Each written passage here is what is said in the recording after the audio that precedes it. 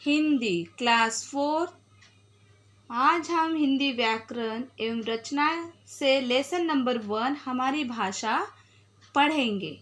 सबसे पहले मैं आपको हमारी भाषा पाठ का उच्चारण करके बताऊंगी एवं उसके बाद समझाऊंगी। लेसन नंबर 1 हमारी भाषा।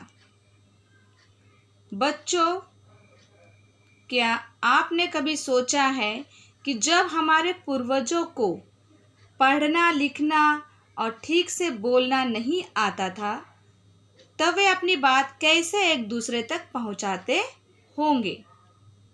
आपको जानकर आश्चर्य होगा कि वे तरह तरह के संकेतों द्वारा और अलग अलग ध्वनियाँ निकालकर अपने मन की बात एक दूसरे को बताते थे। आजकल हमारे पास कई ऐसे साधन हैं जिनसे हम अपने विचार दूसरों तक पहुंचा सकते हैं। तो आइए आज हम उनके विषय में जानें। चित्र देखिए।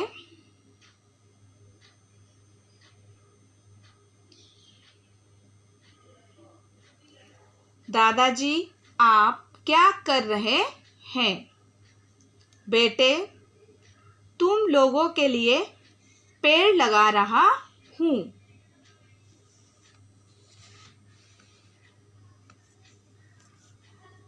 दूसरे दिन रश्मि ने अपनी कॉपी में वृक्षारोपण के बारे में लिखकर मेहुल को दिखाया। मेहुल ने पढ़कर वृक्षारोपण के बारे में जाना। तब उसे लगा कि दादाजी तो बहुत अच्छा काम कर रहे हैं, हमें भी ऐसा करना चाहिए।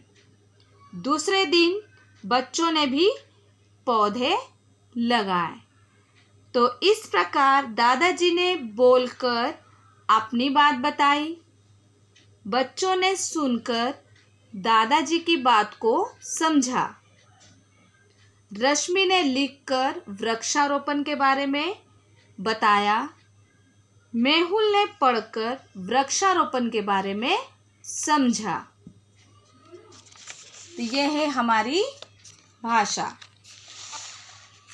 तो इस प्रकार से हमने देखा कि हम सभी बोलकर या लिखकर अपने विचार दूसरों तक पहुंचाते हैं और दूसरे उन्हें सुनकर या पढ़कर समझते हैं। यह काम भाषा के माध्यम से ही होता है। भाषा वह साधन है जिसके द्वारा हम अपने विचारों का आदान प्रदान करते हैं। अब हम पढ़ेंगे भाषा के रूप। भाषा के 2 रूप होते हैं। पहला मौखिक भाषा और दूसरा है लिखित भाषा। पहला मौखिक भाषा। जब हम बोलकर अपने विचार प्रकट करते हैं तब इसे मौखिक भाषा कहते हैं।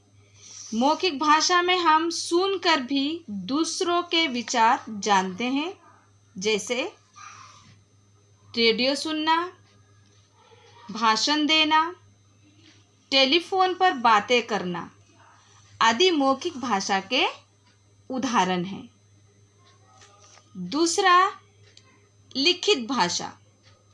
जब हम लिखकर अपने विचार प्रकट करते हैं तब इसे लिखित भाषा कहते हैं।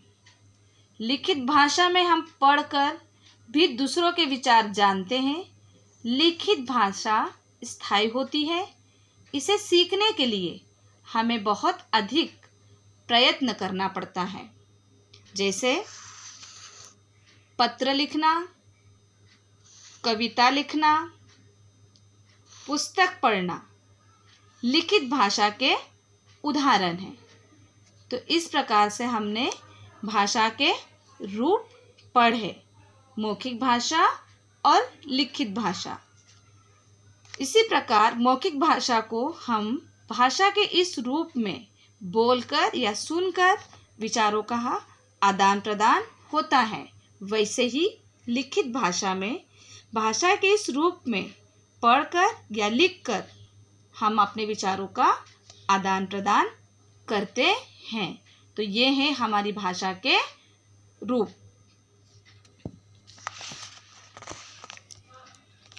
अब हम पढ़ेंगे भारत में अनेक भाषाएं प्रचलित हैं।